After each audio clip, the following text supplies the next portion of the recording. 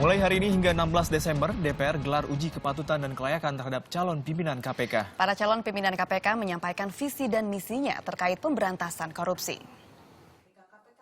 Sejak Senin pagi, Komisi 3 DPR RI menguji 8 calon pimpinan KPK. Setiap calon diberikan waktu selama 120 menit untuk menyampaikan visi dan misi mereka. Calon pimpinan KPK Sujanarko mendapat giliran pertama untuk menyampaikan visi dan misinya. Giliran kedua dalam Alexander Marwata yang menyampaikan visi dan misinya. Alexander tidak menyetujui adanya SP3 oleh KPK. Auditor BPKP itu lebih memilih memberikan sanksi ketimbang tuntutan pidana untuk tindak korupsi dengan kerugian kecil bagi negara. Ini untuk menghemat waktu dan efisiensi anggaran KPK.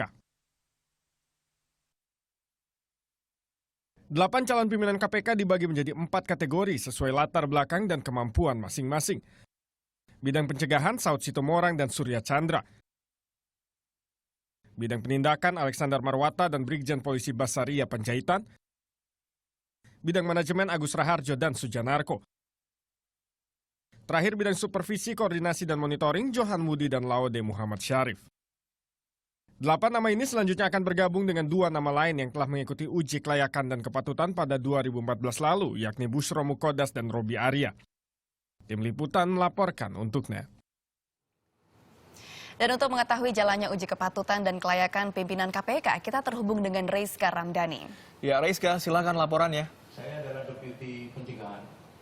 Ya, Sakti dan juga Rama, saat ini masih berlangsung uji kepatutan dan juga kelayakan para calon pimpinan KPK yang digelar oleh Komisi 3 DPR RI. Dan ini sudah dilaksanakan sejak pagi tadi dengan menghadirkan calon pimpinan KPK Sujanarko, kemudian ada Alex Marwata, dan sekarang masih baru saja berlangsung calon pimpinan KPK yang diuji ketiga, yaitu Johan Budi. Tentunya dalam uji kepatutan dan juga kelayakan DPR RI ini, para calon pimpinan diminta untuk menjelaskan bagaimana pemahamannya terkait hukum acara pidana, kemudian bagaimana visi dan misinya dalam memberantas korupsi ketika mereka nanti terpilih, kemudian tentu saja bagaimana program-program mereka dalam proses pencegahan dan juga penindakan yang selalu menjadi poin penting dalam usaha menghapuskan korupsi yang ada di Indonesia, dan juga track record atau juga latar belakang mereka juga menjadi penting.